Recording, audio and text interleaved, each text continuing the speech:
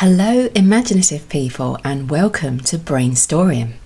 I'm Anna Tizard, dreampunk and deeply weird fantasy author, that's me and my fiction, ready to take your imagination to the next level.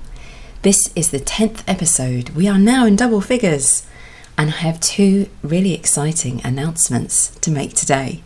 The first is that I won an award.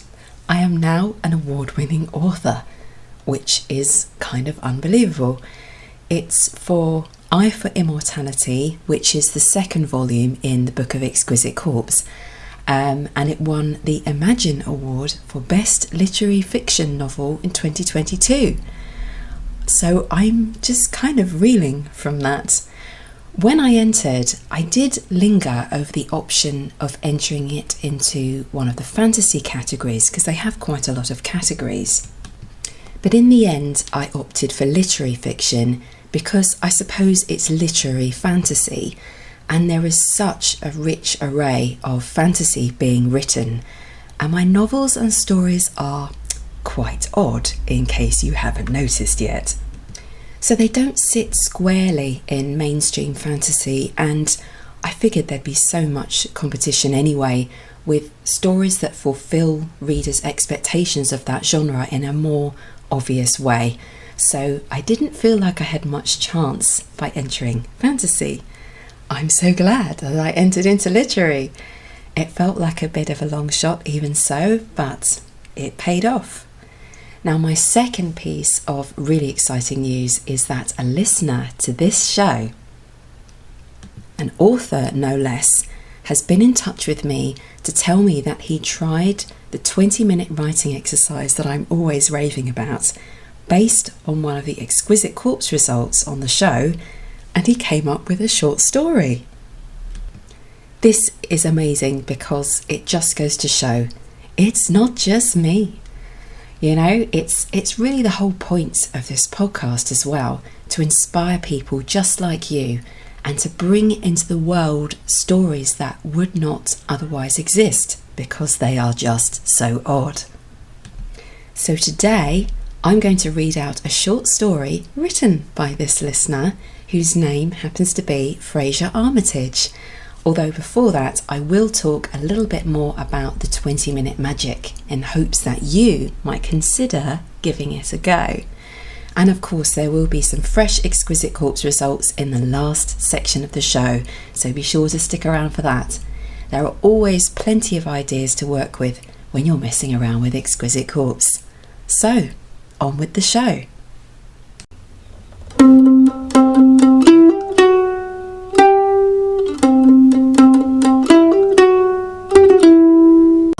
The 20-minute magic.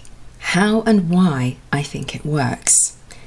You set yourself 20 minutes in which to write whatever you can on a story idea, and during that time you're not allowed to judge what you're writing.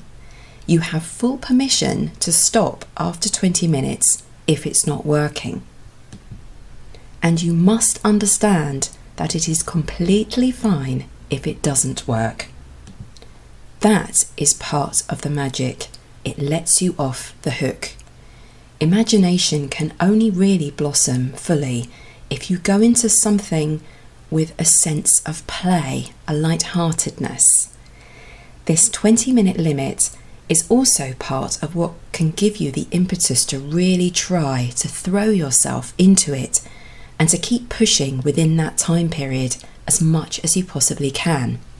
You have full permission to even write nonsense, which I sometimes do.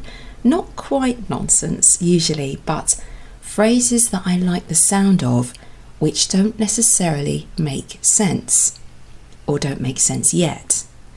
You never know what atmosphere might be carried in that piece of nonsense, or it might contain a detail or a nugget of unforeseen information about the character or the place.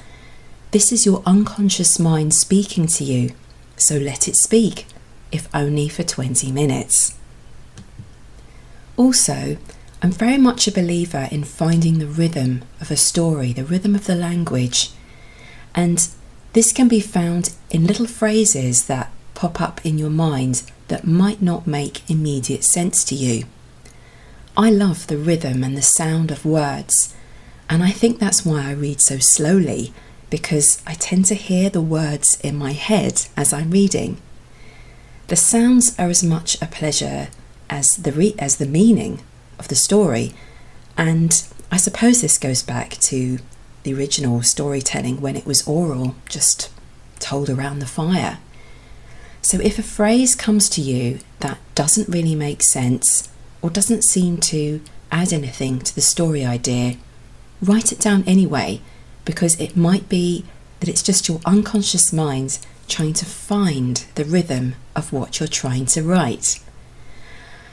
And I suppose the closest thing to what you might also be reaching for in that case is atmosphere and tone, and that kind of thing affects the whole feeling of the piece, even if it's not something that you can really pinpoint and say, yes, it does this specific thing. Anyway, write whatever you can for 20 minutes. Just keep pushing yourself to come up with something, and then come up with something else. Whenever your critical mind pops up and says something unhelpful like, you're not getting anywhere, or that doesn't make proper sense, or that's a stupid idea, tell it to shut up and keep going. Follow the trail of breadcrumbs and you will find your gingerbread house. I think it works best if you have some kind of visual indication of what the time is. You don't want to have to keep tapping on your phone to see how much time you've got left, but just to be able to glance at a clock face or an alarm that displays the time when you've decided when you're going to finish. That's really ideal here, especially for those moments when you need to tell your critical mind to go away, or tell your imagination to just let go and get going because you've only got X number of minutes left. The 20-minute tool, the Tizardian 20 minutes. I'm not really sure I can call it that. I'm pretty sure this idea is already out there in many forms, many times over. Call it what you like, but give it a go. And if you come up with something that works and it's based on an exquisite corpse on the show, please tell me about it. Get in touch with me at annatizard.com or tweet me at annatizard. And you never know, if it's good and if I've got space to include it, and if it's short enough for me to read in, say, 10-15 minutes, maybe I'll even read it out on the show. But for now, on to our first listener's own short story. Fraser Armitage happens to be a critically acclaimed and recently award-winning science fiction author who I've met on Twitter. Just to give you a bit of information about him, so his debut novel is called New Yesterday, and it's about a city where events in the present don't just affect your future, they change your past. When Adam Swan searches the city for a woman he can't seem to forget, he'll discover his past isn't exactly the way he remembers it. Sounds really different, really interesting. Yes Tomorrow is a prequel novella which is going to be released in August 2022 and will be free to his subscribers. Fraser's also written a novella called Rememory, which is set in a futuristic world where memory is currency. It's so clever. I've read this and it's full of high tension scenes as the protagonist is on the run and basically trying to get back his own memories which have been taken from him. So you can find Fraser and details of everything he's written, his books and everything, at fraserarmitage.com.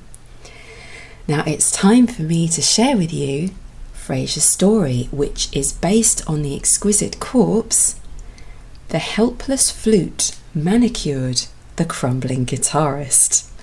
I'll just say that again because it's so strange, as they often are. The Helpless Flute Manicured the Crumbling Guitarist. I did have a quick look back, and this is one that cropped up in podcast show number 8, What Happens Next Part 2. And yeah, I seem to remember struggling with it a little bit. I mean, what is a crumbling guitarist, and how can a helpless flute manicure this person? But this is really interesting that Fraser's managed to brainstorm this story in 20 minutes, and he has come up with The Forgotten Melody. I'll read it for you now. There was no music in the grove of statues, no whistle of wind, no call of birds, no hum of life among the stony statues that decorated the elaborate garden. Neglect haunted the cobbled path that coiled snake-like around the myriad sculptures. They had once been so different, living, breathing monuments full of song and cheer. It was the songs that had kept them alive.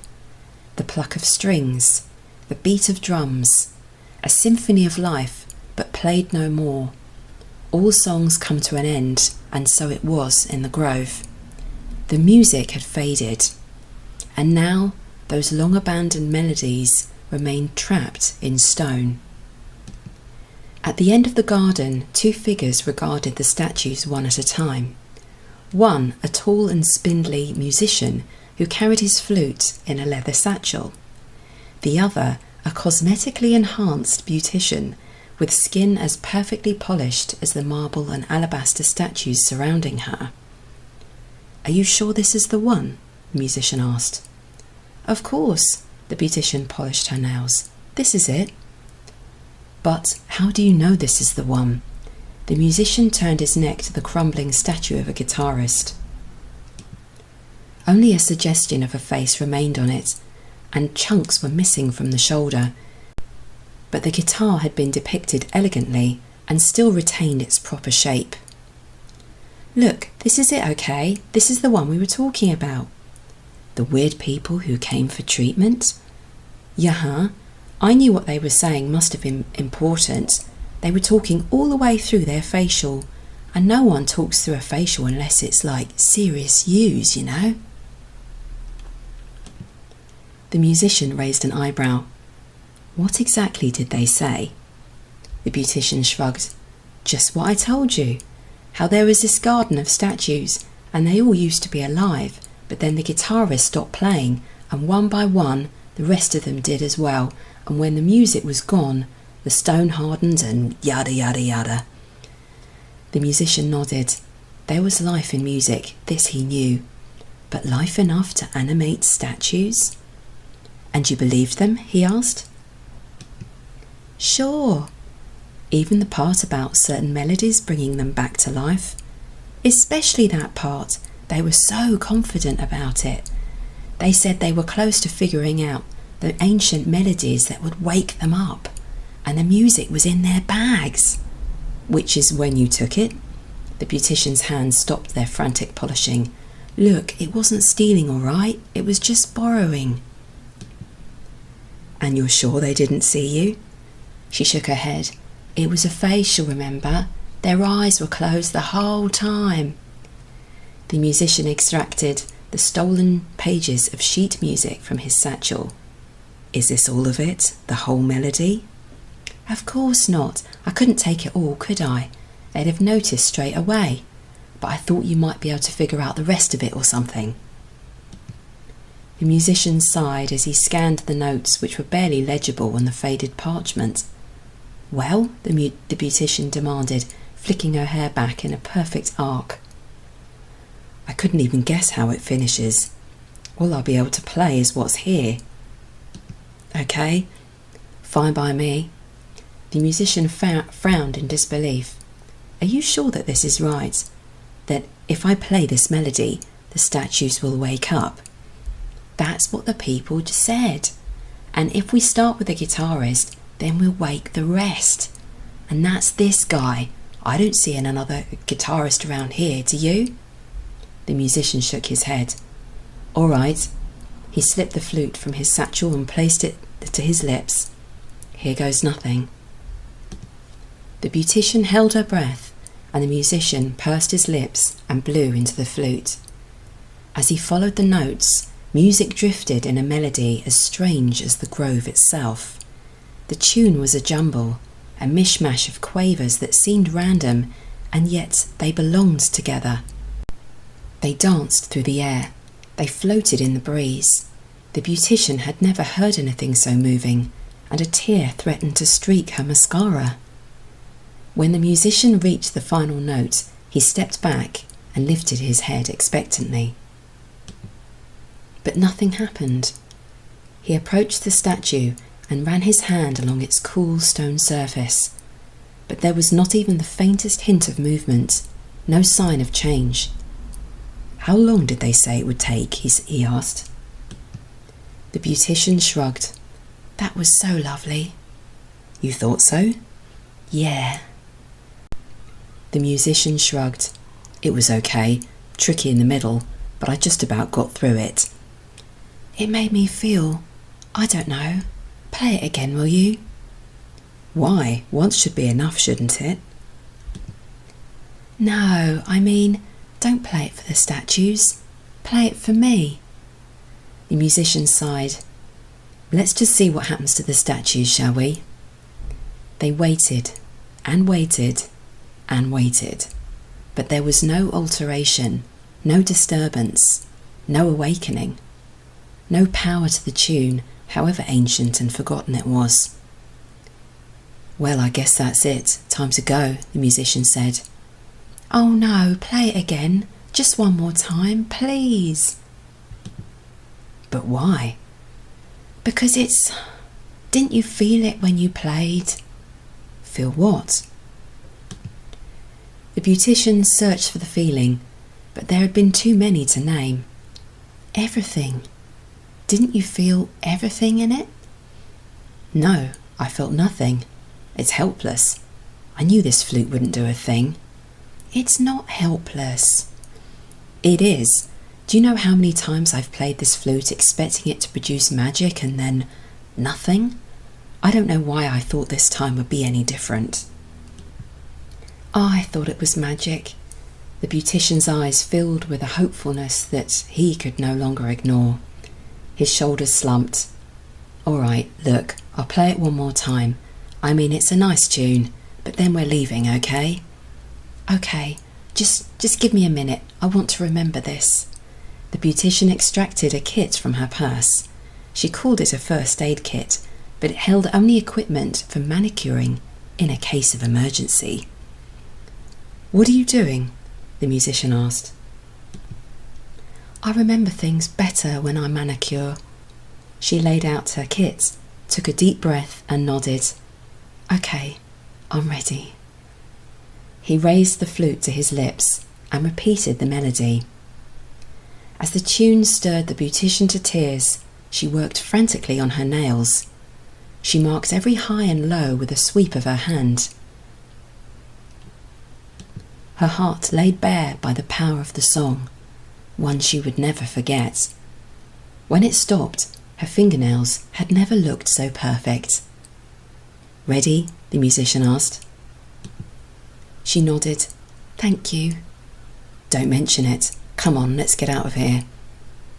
The two figures packed up their things and left the grove, and the shadow of the guitarist.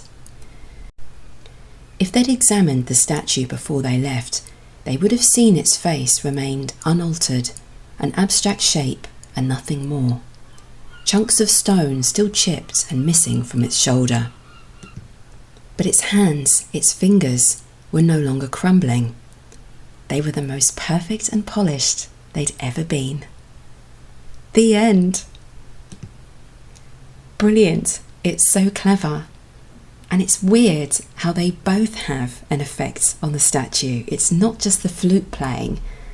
I fully expected that at the beginning because it's the beautician who's stolen music from people who've been saying that that is what's needed to be able to wake up the statues. So it's a funny twist at the end when the statue might not be awake yet, but its fingers and hands are polished and perfect. So it was a bit of both of them at work here to make a change happen in the statue.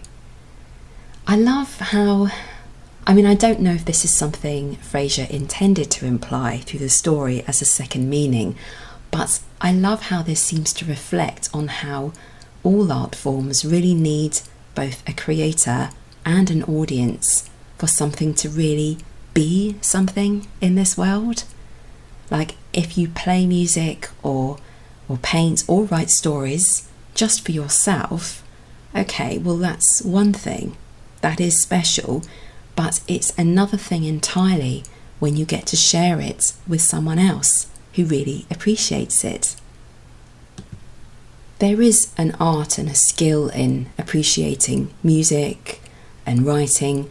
It's a kind of listening, a tuning in to something beautiful. But I also believe that a piece of art or writing or music or whatever it is becomes more than itself when it enters the minds and experiences of other people. It's out there in the world being experienced.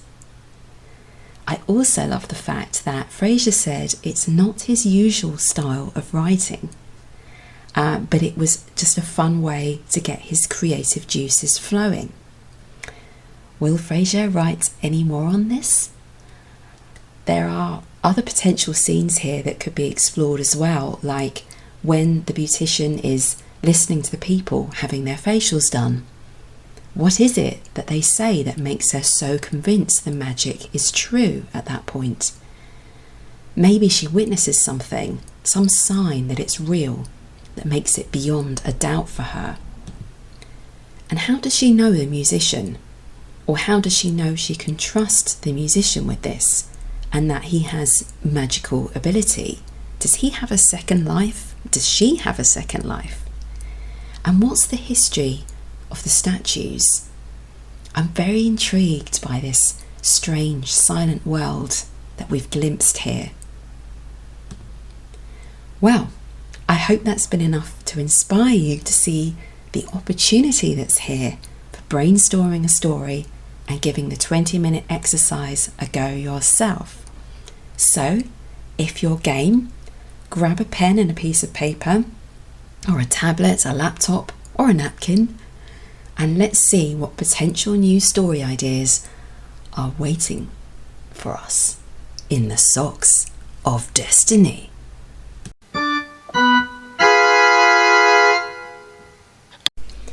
Okay, I don't know why it feels like ages since I've done this. It's not that long, but anyway, first word is from Tammy Nevote and is brazen. So what or who was brazen? I shall dip into the noun sock and find out. This is from Alessandro Bozzo. Maggot. The brazen maggot. Now, what did the brazen maggot get up to? This could be interesting. Let's put out an action. This is from, it's a Twitter ID. It's got a rather long number on it. It's Joseph C 362333131. Saved from the stompers. Right. Gosh, we've got a whole adventure going on already. To work out who or what the stompers are, as well as the other nouns that come up. This is interesting. Right, this is from Paul Thomas. Pompous. Okay, this isn't going to make any sense until I get the last word, so let's just, I'm not even going to think about it until I've got the last noun. Who's this from? This is from Fraser Armitage. A contributor in more than one way. Dietitian. Good grief. Okay. I want you to know that even though I've got the words laid out in front of me on little slips of paper, I need to write these down, and I've been doing this, well, for the last few sessions, because I just can't wrap my head around them until I've done that. So there is something powerful in doing that. So if you're joining in with your brainstorm, yeah, I mean, obviously you'll need to write them down, but I too have to write them down. So I'm just going to read it out for you now in full. We have, as our first exquisite corpse today, the brazen maggot, saved from the stompers, the pompous dietitian. Right, so I think I'm going to need some green tea straight away. Let's give it a bit of a stir. Let's just see if this makes any difference.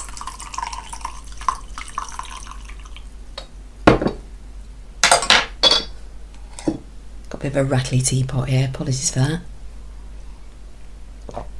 Right, so the first thing I'm thinking of is that this pompous dietitian is being targeted by a group of creatures called the stompers.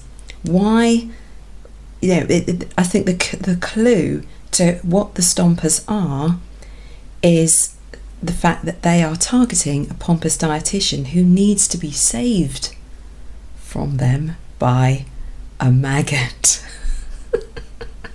Actually, there is a potential food connection here, because maggots will feed on rotting food, and dietitians advise people on food, not necessarily in a pompous way, but apparently this is what's going on here.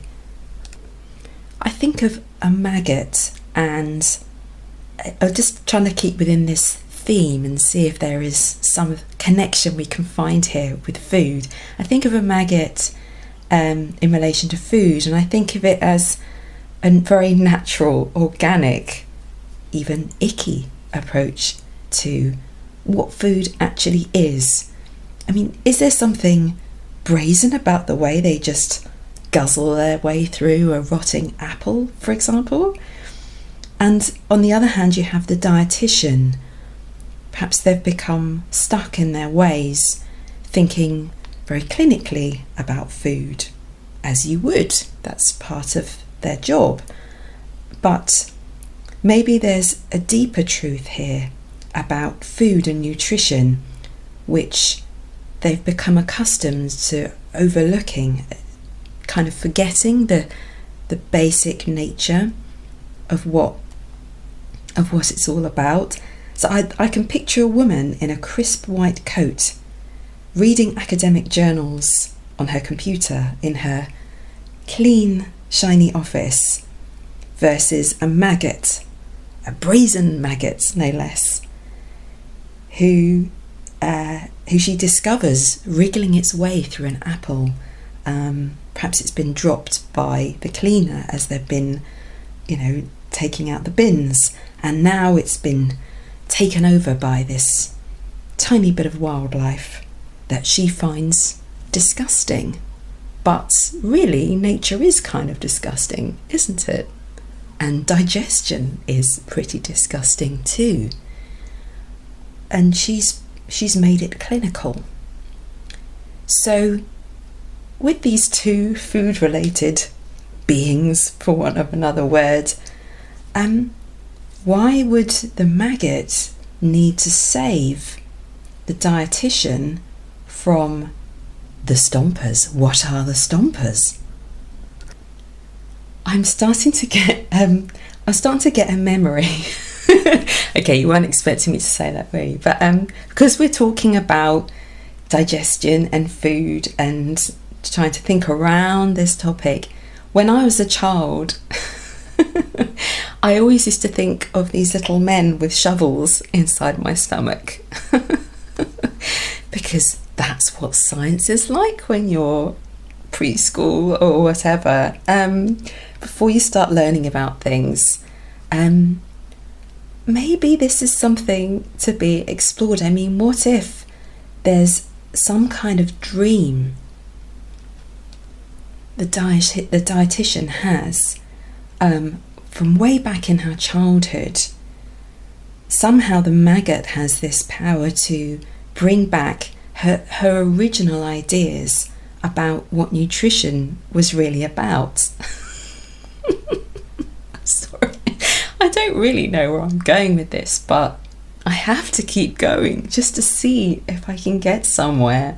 So what if these dreamlike beings who keep plaguing her in her dreams, because unconsciously she started to realise, locked away in her extremely clean clinical office, that there is another side to life and nature and digestion that is messy and disgusting, and that she's tried to kind of sweep under the rug all these years in order to get on with her job and keep everything very clean and clinical. Perhaps this dream has started to she's been getting these repeated dreams, and then about the men with shovels in her stomach, which obviously don't exist. They're part of her childhood fantasy, something perhaps her mother told her to sort of, I don't know, just for fun, as part of a bedtime story or something. But now, with this repeated dream, these stompers that they've basically grown, they've entered reality, and they are stomping through the corridor towards her office. So it's like a story coming alive. The story she used to tell herself, or her mum used to tell her, about the little men in her stomach, becoming a dream, turning up as a dream in later life, while she's a dietitian, no less, and then coming alive and coming after her with their giant shovels. And somehow this maggot has to save her. Okay, this is a fairly unlikely story, but hey, I could give it a go sometime if I'm feeling particularly zany. Okay, I think some more green tea before we go any further. Oh dear, let's hope the next one is a bit more sensible. If anyone listening, if you're interested in doing a brainstorm, you could always sit back to one of the other episodes for a more sensible example. And actually, while we're on the topic, I am thinking about putting up a page on my website, which gives a list of perhaps for now, all the pre-Brainstoryum exquisite corpses. Because I'm sure I've got over 100 just from games that I've played with other people, mostly before the podcast, but some afterwards. Just so there's a list that anyone could nip into and have a look and use as a brainstorming exercise, because there are just so many to choose from. Tell me what you think of that. Drop me a line at annatizard.com. Click contact, or go to the Brainstoryum page and drop a comment, or find me on Twitter at annatizard, and just tell me, would you like that for brainstorming, so that you're not necessarily trying to write a story about maggots and dietitians, but let me know what you think. And in the meantime, let's try another exquisite corpse. Right, let's see. Oops, one's just fallen out. This is from Magna Carta 1967, and it is pious. Who or what was pious? This is from Mariah. Wizard, the pious wizard. Interesting.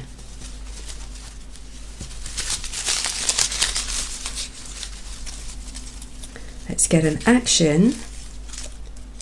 This is from Alessandro Bozzo. Drifted across the universe with. Okay. Who did they drift across the universe with? Very interesting idea. Thanks. Oh, this is from me. Eloquent. Let's get our last word for this one.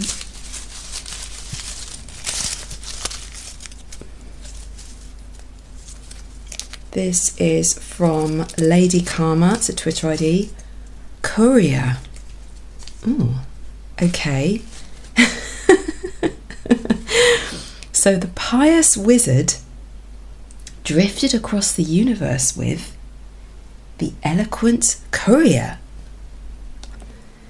A pious wizard, so devoutly religious.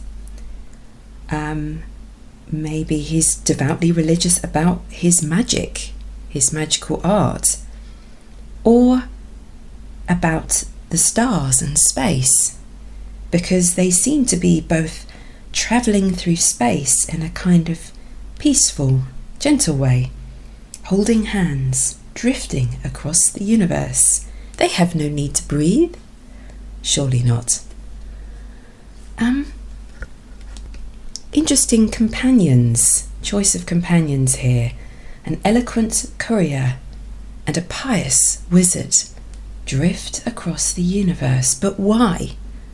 That has to be our focus, is the why. Not necessarily the how, because, you know, there's a wizard involved who can perform magic. That's okay. His reason for being there, he's pious. Or there's some kind of joint mission here. So a courier also gets about a bit. Not normally across space, to my understanding of what couriers get up to, but an eloquent courier. So not only is this person sending stuff, in the business of sending things, and perhaps a journey across the universe is a new and slightly lengthier journey than they're accustomed to. This courier is also eloquent, which makes me wonder if the mission is about giving a speech somewhere, or maybe, no, it's a courier. So the courier has written a letter to God. Okay. Whatever that may be to you, the courier has written a letter to God and is travelling across the universe with the pious wizard to deliver it. Of course. Oh, no. Okay, this is very, very weird. You could, I mean, of course, you could explore this in a number of other ways. You may have your own ideas. But, you know, there could be other things that the courier is delivering across the universe. It's a long way to go. There you go. There's your challenge. What is the courier delivering that they have to drift across the universe with a pious wizard in order to get to the recipient? There it is. There's your story challenge. I don't think I can take this one any further, but I am hungry for another Exquisite Corpse. Right, number 3. Let it be a good one. We have, what's this? This is from Magna Carta 1967 again. Mind-bending. Well, aren't all the stories mind-bending on this show? Potentially. Oh, this time it has to be. This is from Paul Thomas. Got my hand stuck. It's no good. Sun, as in S-O-N. Mind-bending sun. Well, makes me think that, you know, because it's a son, then it's the father who finds, or the mother that finds this person mind-bending. Not necessarily. Let's check the action and see who or what they're interacting with and how. So this is a Twitter ID, EdgeO'Erin1. tormented. The mind-bending son tormented. Alright. It's a less happy story here. This is from Becky underscore Clough, so Twitter ID. Star-shaped. Right. Who is star-shaped? This is again from Joseph C. Gonk. Well, I had to look this up when I wrote it down on the slip of paper, and I scribbled loads of notes on the little slip of paper because I kept thinking maybe this means something different in different nations. Okay, so in my dictionary, my English dictionary, it says an ignorant person. It can also, in New Zealand military language, be slang for a nap. But that's a slightly more obscure one. I had to write that down. But apparently, primarily over here, it is a stuffed toy. So I might go I might go with stuffed toy. It's just like the simplest route. So let's just review what we have. The mind-bending son, S-O-N, tormented the star-shaped gonk.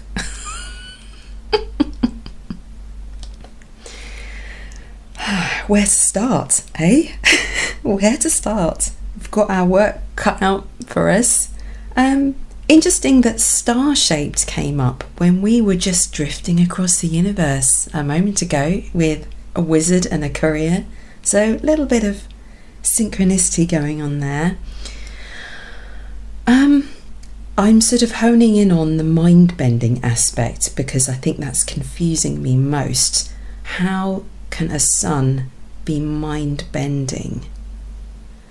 Ooh, unless this person has special powers for bending people's minds. I don't know why I was thinking of mind bending from an observer's point of view, like, whoa, that's mind bending, as opposed to someone having the power to bend minds.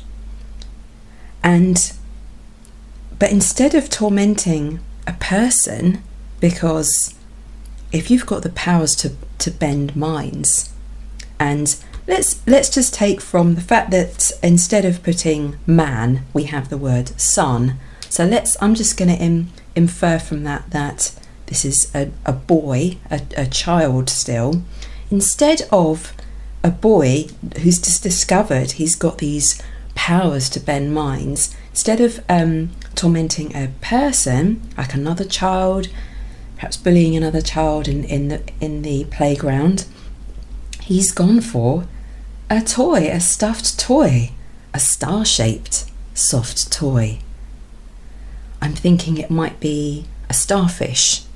He's got a soft toy starfish and he wants to practice his mind-bending powers before he unleashes them onto actual people. Ooh, this feels like a wizard in the making kind of story. So this boy who realizes he has these powers and wants to test them out, but how can he practice on a soft toy, just a gonk? Oh, unless, let's go back a second and just check that definition again of gonk, because it can mean an ignorant person. So perhaps I jumped the gun there a little bit, choosing to go with soft toy. So maybe he's trying to change a person's mind about something because he thinks they're ignorant.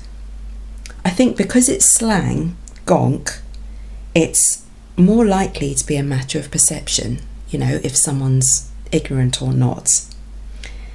Someone who the boy sees as being ignorant, but they might not actually be. They're ignorant of the things that he wants or he understands. Well, being a mind-bending wizard in the making, any number of people might seem ignorant to the likes of him. This could be a story about a boy trying to bend the mind of his teacher if he considers that they are completely ignorant. They're giving him low marks. They don't understand that, yeah, he's not very good at maths, he's not very good at science or whatever, but who cares? He's a wizard, he can bend minds, and the teacher just doesn't get that. Adults are stupid, he thinks. Oh, hang on. I've just overlooked, in my eagerness to go back on my the definition of gonk, I've overlooked the fact that the gonk must be star-shaped. So, do we have a star-shaped adult in his life? Well, maybe, if everyone's dressing up. So this could be some kind of parade, maybe. I'm clutching at straws here, but I've got to try and make this work.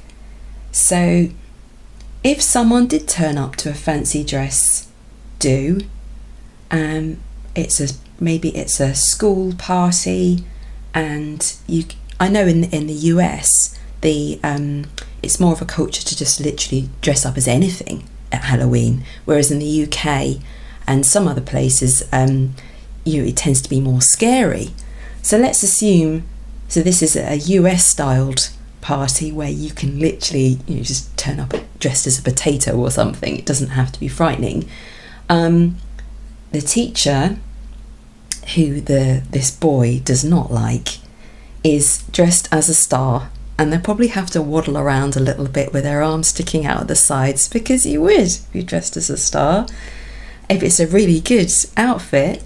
And so, whilst being slightly incapacitated by this rather strict, inhibiting costume, there is this opportunity for the boy to torment this teacher with his mind-bending skills. Ooh, he could trick the teacher into doing all manner of things, something that he hates. It could be anything, but if, say, the teacher is always nagging the boy to clean up after himself, after a science lesson, maybe, and the boy can actually do mind bending. The boy has also come in disguise. He's made use of this, the fancy dress situation to come in with a mask, so the teacher doesn't know who it is. He torments the teacher by applying his mind-bending skills and getting the teacher to mess up his own classroom and smash things. Or something much darker. I mean, this is like the doorway into a story opportunity. You could take this any number of ways. It's just the beginning. So I hope that you will find, at least give it a try. Give it a try if you're in the mood and you can just think, oh, there's something here. Because all you need is that little spark, and to follow that little spark and just say, right, 20 minutes, I'm going to give it a go. Anyway, I hope that you found this inspiring, or at least amusing, entertaining, and I'm going to leave you with that. So, as I said, if you do come up with a story based on any Exquisite Corpse read out on the show, get in touch and let me know. If it's good, if it's nice and short, so it'll be a fairly quick read like Frasier's was today, I might end up reading it on the show. Or if you're feeling a bit shy, I can always just give you a shout out, just say, this person has started writing a story on this Exquisite Corpse and it's about this, just to inspire others. I mean, ultimately, they all have to begin from a fun space, from just doing it for the joy of it. because that's where imagination begins. So, until next time, stay well, go forth, and be inspired.